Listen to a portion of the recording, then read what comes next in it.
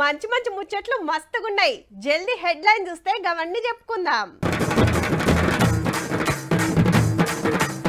భూమి దానం చేసింది అమ్మ, గొప్ప మనసుకు లైక్ కొట్టాలమ్మా.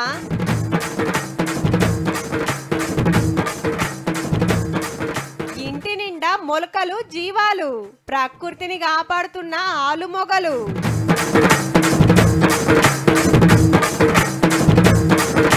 సంగారెడ్డి జిల్లాల కండక్టర్ల తండ, కొలువులు కొట్టినోళ్లే ఊరి నిండా.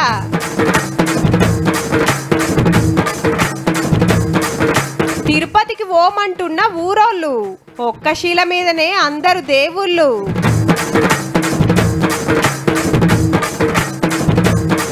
మెడకు గట్టుకుర్రు ఆయుధాలు, ఊర్ల మీద పడుతున్నాయట పులులు. ఇంటి పక్కోళ్ళతోటి పొలాల కాడ పక్క భూములతోని ఊకూకే పంచాదులు మోపైతుంటే గెట్ల కాడ హద్దురా ఏడుంది, ఏడుదాకా పొతం పెడుతున్నావని తాపకోమలక నలుగుట్లకు విలిపించుడు తప్పనిపించుడు. ఎన్ని మాటలు చెప్పినా ఇనకుంటే తన్నుకున్నడే. ఇక అట్లా అని వాళ్ళు అమురుకునేది గజాలకు గజాలు కాదు, మళ్ళా బెస్తడు జానెడు జాగే. అట్లెట్లా ఓనిస్తామని పానాల మీదకే తెచ్చుకుంటారు. అసలే భూముల రేట్లు ఎట్లున్నాయో చూస్తూనే ఉంటిమి. అయితే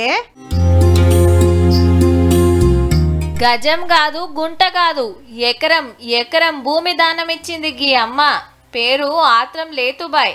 అట్లాని 100 ఎకరాల ఆసామి కాదుల్లో. ఆదిలాబాద్ జిల్లా దుబ్బగూడల అమ్మకు ఉన్నదే 3 ఎకరాల భూమి. అందులో ఎకరం పేద ఆదివాసీలు ఇల్లు కట్టుకుంటానికి ఇచ్చిందంటే చూడుండ్రిగా. మనం 1 ఎకరం ఇస్తే చాలదా, మనకు 3 ఎకరాల భూమి ఉన్నది. 1 ఎకరం ఇస్తే మనకే మంచిగా పుణ్యం అవుతుందని లేదు భయ అమ్మాయిగా మాట్లాడి మా సార్ దగ్గర పోయి. ఊర్లో 11 మందికి ఇందిరమ్మ ఇండ్లు వచ్చినాయట, కానీ కట్టుకుందామంటే జాగలేదు. నోటికాడి బుక్క ఎత్తిపోతట్టుందని అందరూ కూడి అమ్మతానికొచ్చి గోస చెప్పుకున్రట. అన్నకు మేము అడిగినాం, భూమి ఇస్తావా మనకు ఇల్లు వచ్చింది, నేను ఇందిరమ్మ ఇల్లు వచ్చిందని. పిలస కట్టతందుకు జాగలేదని మేము జాగ అడుగుకున్నాము. 1 ఎకరం ఇచ్చింది లేదు బాయ్. ఎందుకంటే ఇప్పుడు 1 ఎకరంకి వాళ్ళకు బాగా అవుతున్నాయి కదా. ఇప్పుడు 10 ఇండ్లు వస్తున్నాయి. అటు ఇప్పుడు జాగా కొంటే 1 లక్ష కాల, మా దగ్గర అయితే పైసలు లేవు. అందుకే మేము అడుగుకున్నాం సార్. అంతా చుట్టాలేనాయే. వాళ్ళు తిప్పలు పడుతుంటే చూసుకుంటే ఎట్లుంటామని ఎకరం భూమి ఇస్తానికి సరే అనుడే కాదు, కాగితం రాసుకొని సీదా ఎంఆర్ఓ సార్ తానికి పోయింది. దానం ఇచ్చిన 1 ఎకర్ దానం ఇచ్చిన, ఇక 10 ఇండ్లు ఇచ్చిన, మంచిగా కనబడుతుంది. ఇక మా ఊళ్ళని ఇచ్చినాం. ఇక అమ్మకు సుత ఉన్నది పక్కా ఇల్లేం కాదు, అన్ని సుత గుడిసెలు తడకల ఇండ్లే. ఇంత నీడ సవలతి చేసుకుంటానికి భూమి ఇచ్చినందుకు ఆదివాసీలది చిన్న మురిపెం కాదు. సంతోషం ఉన్నది సార్. గడ్డి గుడిసెలు ఎట్లా బతకాలమే వచ్చినాం సార్. ఇందిరమ్మ ఇల్లు వచ్చిందని బాగా తవ్వతందుకు జాగలేదు సార్.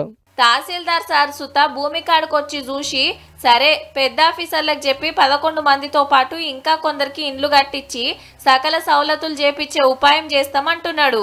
ఈ భూములలో నేను కలెక్టర్ గారికి నివేదిక పంపించడం జరిగింది. ఆ కలెక్టర్ గారికి నివేదిక పంపించడం తర్వాత కలెక్టర్ గారు కొన్ని ఇన్స్ట్రక్షన్ ఇవ్వడం జరిగింది. ఆ ఇన్స్ట్రక్షన్ ప్రకారంగా ఇక్కడ ఆ భూమి లేఅవుట్ చూసి దాని వివరాలు ఏమి అన్నీ, వాళ్ళ కుటుంబాలు ఎన్ని ఉన్నాయి, ఆనకు నానుకుంటా ఎండకు తడుచుకుంటా చలికి వణుక్కుంటుండే ఆదివాసీలకు ఇక చెప్పున్నే ఇంత నీడ సౌలతి కాబోతుంది. కానీ ఇంచు భూమి కోసం ఎంత దూరమైన పోయేటోళ్ళున్న ఈ కాలంలో ఎకరం భూమి దానం చేసుడంటే మామూలు ముచ్చట కాదు. లేతుబాయ్ దాన గుణానికి గుడి గట్టినా తక్కువేపో.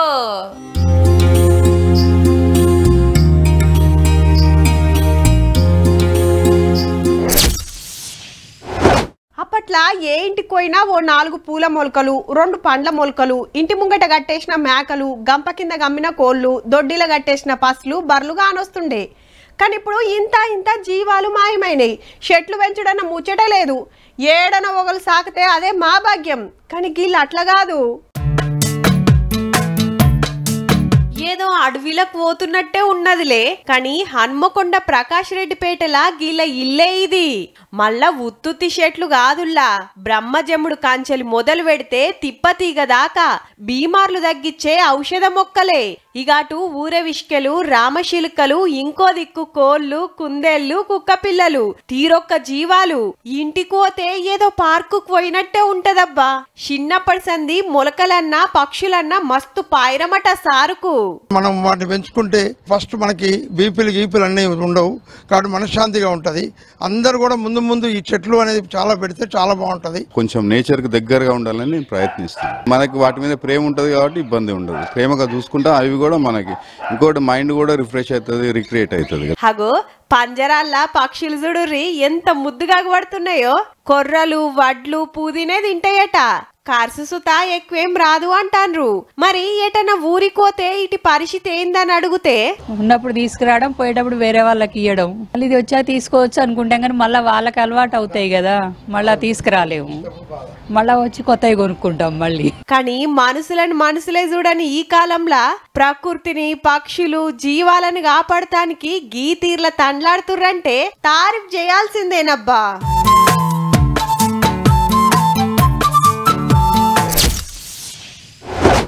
ఏ ఊర్లన్నా చూడుర్రి చాలా మంది వ్యవసాయం చేసే రైతులే ఉంటారు.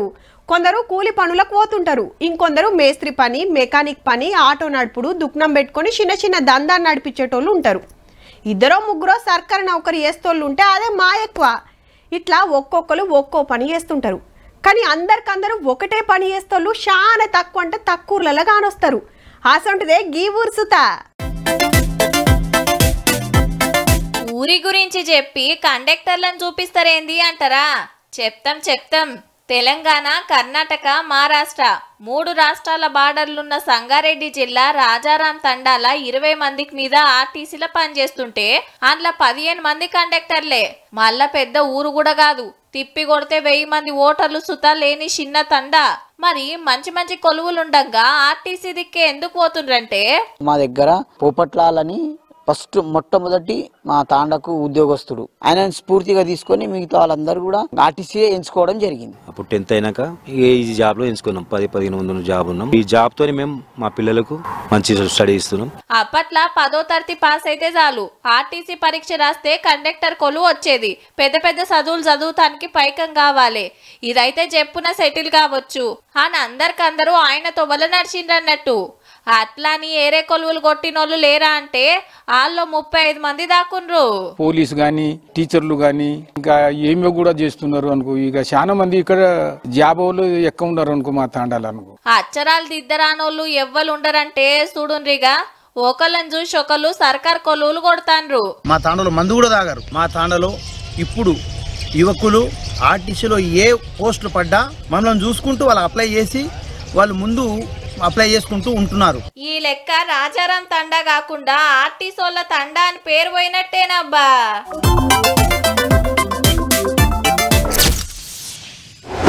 మీరు ఎప్పుడన్నా తిరుపతికి పోయినరా అనుల్లా?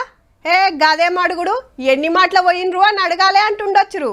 ఎందుకంటే తీర్వాటం దొరికినప్పుడల్లా పోయేటోళ్ళు కొందరైతే బ్రహ్మోత్సవాలు అప్పుడే పోతోళ్ళు కొందరు. మొత్తానికి ఎట్లా చేసన్నా ఎంకన్నకు మొక్కులు పెట్టేస్తుంటారు. కానీ ఈ ఊరోళ్ళు అట్లా కాదుల్లా. గద్వాల జిల్లా మల్దకలూరుకున్న స్పెషాలిటీలు ఇంకే ఊరికి లేకుండొచ్చుల్లా. లక్ష్మీ వెంకటేశ్వర స్వామి వారి గుడి ఉన్నది. అదే కలియుగ వైకుంఠం అంటారు. స్వామివారిని తిమ్మప్పగా కలుసుకుంటారు. దేవతలందరూ ఈ రాయికెళ్లే ఉద్భవించిర్రు. దేశంలో ఇటువంటి గుడి ఇంకేడలేదట. అంతేకాదు ఈ ఊరోళ్ళు ఎవ్వల్సుతో తిరుపతి కొండకు ఓరట.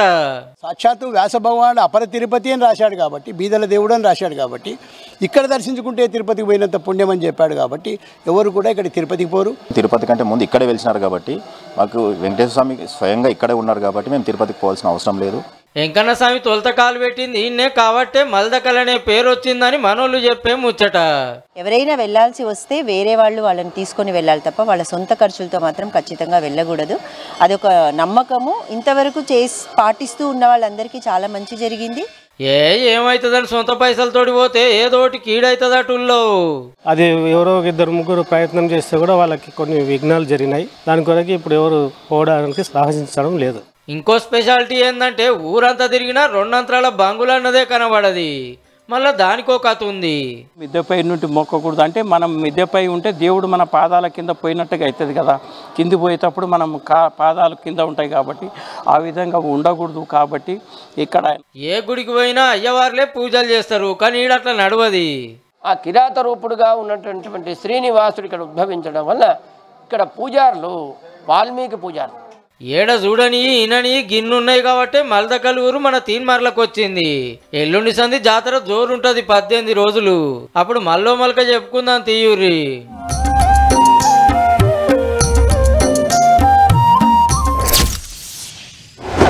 ఈ స్కూల్కి పోయే పోరల బ్యాగ్లా ఏమేమి ఉంటాయి ఉళ్ళా? ఏ క్లాస్ అయితే ఆ క్లాస్ పోయిలు కాంపాక్స్ బాక్సు ఉంటే ఓ ప్యాడ్ ఉంటుంది. కొందరు సర్ది సుత అందులోనే సదరికచ్చుకుంటారు అనుకోండి, అది ఏరే ముచ్చట. ఇక మరి సార్లు మేడాల బ్యాగులా ఏముంటుండొచ్చు? ఆలు సుత బడికే పోతురు కాబట్టి ఇన్నని పోయిలు సర్ది గిన్నెలు ఉంటుండొచ్చు అంటురులే. అందరు సార్లేమో కానీ గీ సార్ల బ్యాగులా ఏముంటాయంటే చెప్పుడు కాదు, చూడాల్సిందే. జూట్ బ్యాగ్ జబ్బకేసుకొని బడికొచ్చిండు సారు. ఏమున్నాయో చూద్దాం. అందరి బ్యాగ్లలో పోయిలుండు కామనే, కానీ ఈ సారు బ్యాగ్ల చూడుండ్రి. వరెవ్వా, స్టీల్ పల్లెము, స్టీల్ నీళ్ళ బాటలు, స్టీల్ సద్ది గిన్నె. పేరు నాగరాజు, జగిత్యాల జిల్లా ఇబ్రహీంపట్నం సర్కార్ బడిల టీచర్. అగో ఈసారి సుతా అదే కథ. బ్యాగ్లకెళ్ళి స్టీల్ ప్లేట్ తీసి అన్నం పెట్టుకొని తింటాండు. పేరు నర్సయ్య. ఓ పారి స్టాఫ్ రూమ్ కు పోదాం. ఓష్ని అందరికందరు స్టీల్ పల్లాలే. సరే ఇక పోరల కాడికి పోదాం. అబ్బబ్బా, గుండ్రంగా కూసోని స్టీల్ పల్లాలనే ఎంత ముద్దుగా తింటుండ్రో. ఈ బడిలో అందరికందరూ ప్లాస్టిక్ మీద యుద్ధం చేస్తుండ్రు. మళ్ళా గీ సారు మొన్న కుంభమేళాకు పోయినప్పుడు గీ ఆలోచన తట్టిందట.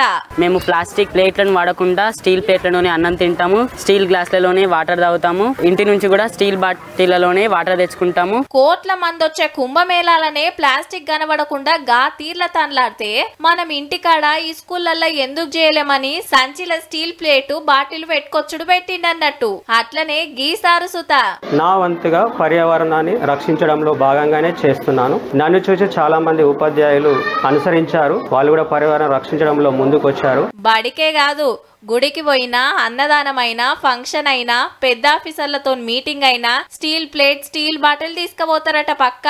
వీళ్ళని చూసి కడమ టీచర్లు పిల్లలు సుతా అదే తొవ్వలబోతుండ్రన్నట్టు. మా ఉపాధ్యాయులు పర్యావరణ రక్షణ గురించి చాలా బాగా వివరించారు. మేము ఇంటి నుంచి స్టీల్ బాటిళ్లలో నీళ్లు తెచ్చుకుంటాం, ఇక్కడ స్టీల్ ప్లేట్లలో అన్నం తింటాం. అక్కడ థాలీ తైలీ పేరుతోని సుమారుగా 17 లక్షల స్టీల్ ప్లేట్లను వితరణ చేయడం జరిగింది. దాని కారణంగా అక్కడ ప్లాస్టిక్ ప్లేట్లు గానీ ఏవి కనబడలేవు. ప్లాస్టిక్ రహితమైనటువంటి అంత పెద్ద కార్యక్రమం చూసిన తర్వాత ఇట్లనే పతొక్కలు చేస్తే ఆతవర్ణమే కాదు, పానాలు సుతా నిమ్మలంగా ఉంటాయి.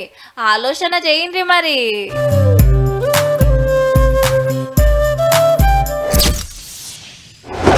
ఇప్పుడు బండి మీద ఎటన్నా బయటికి పోతున్నామంటే తప్పకుండా హెల్మెట్ పెట్టుకుంటాం. పోలీసు వాళ్ళు చలాన్లు వేస్తారనే కాదు, గట్లనే ఎడనన్న టక్కరైనా ఏం కాకుండా ఉంటానికి. ఇక కారు తీసిండ్రంటే పక్క సీట్ బెల్ట్ పెట్టాల్సిందే. అట్లనే రైతన్నలు పొలాల కాడికి, శలకల కాడికి పోతప్పుడు చేతిలో ఓ కట్టె పట్టుకుంటారు. గట్లనే పురుగు ఊసి దగ్గరికి రాకుండా ఉంటానికి. రాత్రిపూట అయితే ఓ టార్చ్ లైట్ సుతా ఉంటుంది ఎమ్మటే. అచ్చం అట్లనే గీలు సుతా. కానీ ఏం చేస్తుర్రు అన్నదే అసలు ముచ్చట. ఓ పారి అమ్మ మెడల చూడుర్రి, నగ కాదుల్లా, పానాలు కాపాడే ఆయుధం. హగో ఈ కాక మెడల కూడా అదే. అటు అన్న మెడల చిన్నలు పెద్దలు వాళ్ళు వీళ్ళని ఏం లేదు. ఇంట్లోకెళ్ళి అడుగు బయట పెట్టిర్రంటే పక్క మెడల ఈ మొలల బెల్ట్ పెట్టాల్సిందే. వెనకటికెళ్ళి వస్తున్న ఆచారమో పెద్దలు చెప్పిన పద్ధతో కాదబ్బా. పులుల భయం. హౌ మహారాష్ట్ర పూణే జిల్లాల తెల్లందాకా పొద్దుందాకా పులులు షికారు చేస్తున్నాయట. ఎప్పుడు ఎట్నుంచి వచ్చి అటాక్ చేసేది తెలియదని ఇట్లా మెడల మొలలతోని వేసిన బెల్టులు వేసుకుంటుర్రు అన్నట్టు. అది మెడకాయ మీదనే పంజా ఇసురుతుంది కాబట్టి మొలలు గుచ్చుకొని వెనుక పట్టుబడుతుంది. మనం బచాయించొచ్చని మనోళ్ళ ఈకమతి. ఈ ఏరియాల షాన్ ఊర్లల్లా ఇదే కథ. పొలాల చుట్టూ కంచెలు వేసినట్టే ఇండ్ల చుట్టూ సుత కంచెలే. ఆడాడా ఇట్లా బోండ్లు పెట్టి అండ్ల మేక పిల్లలు పెడతాన్రు ఆశకు పులొచ్చి సిక్కుతదని. మరి సర్కారోళ్ళు ఏం చేస్తున్నట్టు అంటారా? పులి అచ్చులు అగబడితే ఇండ్లకెళ్ళి బయటికి రావద్దని సాటింపేసిండ్రు. కానీ బయటికొచ్చి తలో పని చేసుకుంటేనే వెళ్తదాయే. గందుకే ఎవ్వల జాగ్రత్తలాళ్ళు ఉండాలని మెడల ఇవి వేసుకొని తిరుగుతుర్రు అన్నట్టు.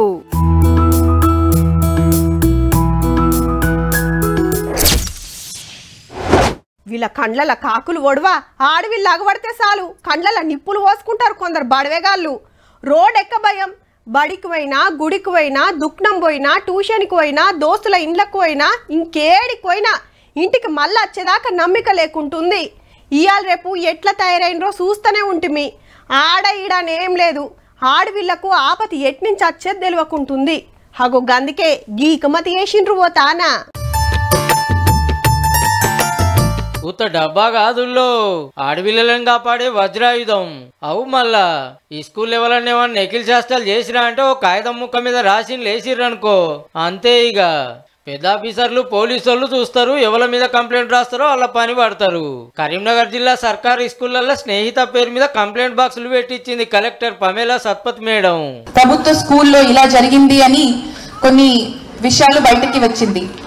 అమ్మాయిలతో ఇట్లా లైంగిక వేధింపు జరుగుతుంది అని ఒక విషయం మనకి వస్తే ఒక బల్లెనే కాదు, వచ్చిపోయే తొవ్వలైనా ఇంటికన్నైనా ఎవరైనా కష్టపెడితే ఇలా రాసేస్తారంటే అయిపోయాయి.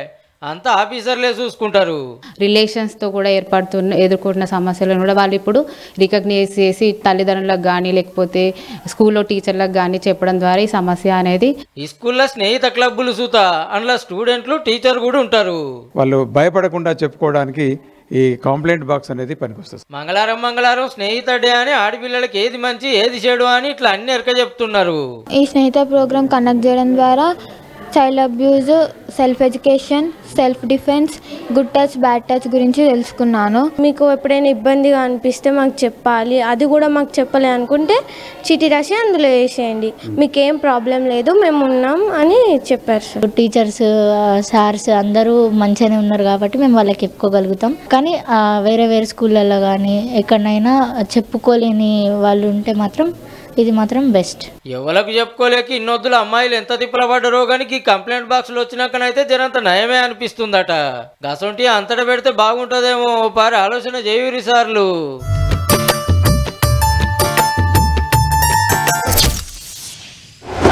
వెనకట ఇండ్లల్లో ఏ ఫంక్షన్లైనా 6-10 రోజుల ముందే అడవికి పోయి కట్టెలు పొరక కొట్టుకొచ్చి పందిరేసేది, తాటాకులతోని కప్పేది, రంగురంగుల కాగితాలు కత్తిరించి గుంజల కత్క పెడితే ముద్దు గానొచ్చేది. ఇక ఇంటి ముంగట దర్వాజలకు మామిడాకులతోని తోరణాలు కట్టేది, బంతి పూలతోని దండలు కట్టి షింగారిచ్చేది. పెండ్లిళ్ళప్పుడైతే కొబ్బరి మట్టలతోనే స్వాగత తోరణాలు, మండపం కాంచెలు తయారు చేసేది. ఇక వచ్చిన వాళ్ళంతా బంతిల కూకొని తినటానికి ఇస్తార్లు సుత 6-10 దినాల ముందుగానే కుట్టేది. ఇగో ఇట్లా చెప్పుకొస్తుండే మా తాత. ఇప్పుడు గవన్నీ ఎందుకంటే చూడబోయే ముచ్చటకు పిలేట్లకు లంకె ఉన్నది కాబట్టి. అక్కలు ముద్దుగా కూసోని ఒక్కొక్క మోదుగాకు వేర్చుకుంటా ఇస్తార్లు కొడుతున్నారు. ఒక ఆకు నడుమిట్ల పెట్టి చుట్టూ ఇంకిన్ని ఆకులు వరుసుడు, పుల్లలు చెక్కుకుంటా వచ్చుడు. చూస్తుండగానే ఇస్తరాకు రెడీ. మంచిగా చూడండి, టెక్నాలజీ ఆడకం చేసి పేపర్ ప్లేట్లను మించిన పల్లాలను తయారు చేస్తున్నారు. ఆదిలాబాద్ జిల్లా మాలేబోరిగాంలో ఉండే ఆదివాసీ అక్కలు ఇస్తరాకు కింద ఓ అట్ట పెట్టి మిషన్లో పెడితే అయిపాయే. ఖతర్నాక్ ప్లేట్ తయారు. 5 అక్కలు కలిసి వెనకటి ఇస్తార్లను కొత్తగా ముంగటికి తెచ్చే కార్యం పెట్టుకున్నారు. అడవుల పొంట ఉంటారు కాబట్టి అందరు పోయి మోదుగాకులు కోసుకొస్తారు. 2 రోజులు ఆరబెట్టి లోపలికి తెచ్చి కుడతాం సార్. మొదలు ఎండబెట్టి అటు వెనక 2 రోజులు నీళ్ళల్లో నానబెట్టినాక ఆరబెట్టి గప్పుడు కుట్టుడు చాలు చేస్తారు. వెనకట్ లెక్క చేతులతో పుల్లలు గుచ్చుకుంటా చేస్తుంటే ఆలస్యమైతుంది కాబట్టి బట్టలు కుట్టినట్టే మిషన్ మీద ఒక్కొక్కళ్ళు రోజుకు 50-60 ఇస్తార్లు కుడతారట. ఐటీడీఏ నుంచి మిషన్ ఇస్తే రప్ప చేస్తుండ్రు. ఇప్పుడైతే ఆదిలాబాద్ చుట్టుముట్టు ఏరియాల నుంచి ఆర్డర్లు బగ్గనే వస్తున్నాయట. ఒక్కొక్కలేమో 50-60 అయితే తయారు చేస్తున్నాం సార్. తయారు చేసిన మాకు నెలకైతే ఒక 20,000 దాకా అయితే ఆదాయం వస్తుంది సార్. రేపు అంతటి నుంచి ఆర్డర్లు వస్తుండొచ్చు కానీ ఇంతకు ఈ ఇస్తార్ల ఆలోచన ఎట్లొచ్చిందక్క అని అడిగితే అప్పట్లో మన తాతలు ఇక ఆకులు అలా తింటుండే, అప్పుడు మంచిగా ఉంటుండే. ఇప్పుడే ఏంటి, ఇప్పుడు వెళ్ళినాయి పేపర్ ప్లేట్లని. అయితే దాంట్లో ఇప్పుడు రోగాలు వస్తున్నాయి కదా, ఇట్లా చేస్తే మంచిగా ఉంటది అన్నట్టు మన నానమ్మ వాళ్ళ అంటేగా అటు ప్రకృతిని కాపాడినట్టు ఉంటది, నెలకింత ఆమ్దాన్ వస్తది. అదిరిపోయింది కదా ఆదివాసీ అక్కల ఐడియా.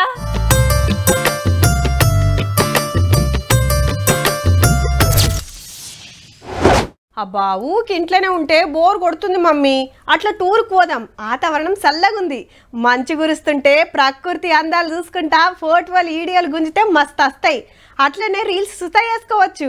ఇక గిట్లనే ఉండొచ్చు ఇంట్లో పోరలతోని మమ్మీలకు పోరు. ఇక ఇంటాయనకు చెప్తే దగ్గర పట్ల టూరిస్టు జాగులు ఏమున్నాయో ఎనుకలాడి ఆడికి తీసుకుపోతే ఇంటోళ్ళందరూ ఫుల్ ఫిదా అవుతుంటారు. హాగో గసంటోళ్ళు చూడాల్సిన ముచ్చటే ఇది. రైట్. సోమశిల నుంచి శ్రీశైలం బయలుదేరింది క్రూయిజు. ఇట్లా చాలా అయిందో లేదో నల్లమల అందాలు వీడియో గుంజుతూనే ఉన్నారు చెల్లెమ్మలు. 3 అంతరాల క్రూయిజ్ లో ఆడుకుంటా పాడుకుంటా పొట్టు ఎంజాయ్ చేస్తున్నారు పోరలు. చుట్టూ కొండలు, ఆడాడ చెంచు పెంటలు, చేపల షికారు చేస్తున్న మత్స్యకారులు. ప్రకృతి అందాలను చూసుకుంటే చిన్న మురిపం కాదు. మామూలుగా ఆఫ్టర్నూన్ లంచ్ ఇస్తారు. అలాగే మనకు బోట్లో సౌండ్ సిస్టమ్ ఉంటుంది. డ్యాన్సింగ్ కానీ గేమ్స్ కానీ రకరకాల చైర్స్ గేమ్స్ కానీ మళ్ళీ టూరిస్టులను బట్టి వాళ్ళ అభిరుచి తగ్గట్టు మేము రకరకాలుగా గేమ్స్ కూడా ఆడిపిస్తుంటాం అన్నమాట బోట్లో. అందరికందరు లైఫ్ జాకెట్లు వేసుకున్నారు. 120 కిలోమీటర్లు 6 గంటలకు మీదనే టైం పడుతుంది. శనివారం పొద్దుగాల 9 గంటలకు సోమశిల నుంచి చాలైతే అమరగిరి, అంకాలమ్మ కోట, చీమలతిప్ప, లింగమయ్యపేంట, వేమలపాయ, గజ్జలకొండ, శివునిగడ్డ, నీటిగంగ, ఆముదాలపేంట, కదలివనం, అక్క మహాదేవి గుహలు, ఈగలపేంట దాటుకుంటూ సాయంత్రం 4 గంటలకు శ్రీశైలంలో దించుతుంది. ఒక్కలకు 2000, పిల్లలకైతే 1600. అట్లని ఇప్పుడే ఊరికేరు. శనివారమే గీ సౌలతి. అట్లా కాకుండా మీ తాన 100 మంది ఉన్నారనుకుంటే ఎప్పుడంటే అప్పుడే పోవచ్చు. పోయిన వాళ్ళంతా ఫుల్ ఫిదా అవుతున్నారు. నాకు తెలిసి ఇది one of the best place in Telangana గవర్నమెంట్కి ఇన్కమ్ వచ్చేసే విధంగా కూడా ఉంటుందని నేను అనుకున్నాను, మై పర్సనల్ అభిప్రాయం. కానీ ట్రిప్ మాత్రం చాలా ఎంజాయ్ చేశాను. క్రూయిజ్లో మొత్తం 10 మంది టీం మెంబర్లు, 2 కెప్టెన్లు, వైస్ కెప్టెన్తో పాటు 4 స్విమ్మర్లు, 2 టెక్నీషియన్లు ఉంటారు ఏదన్నా తక్లీఫ్ వస్తే అరుచుకుంటానికి. కానీ కృష్ణానదిలో క్రూయిజ్ పరుగులు పెట్టుకుంటే ఎత్తైన కొండల నడువిట్లకెళ్ళి పోతుంటే ఏమన్నుంటుందా? చెప్పుడు కాదు కానీ పక్కా లాంచీలో పోతేనే మజా వస్తుంది. పిలానే ఎయ్యూరి మరి.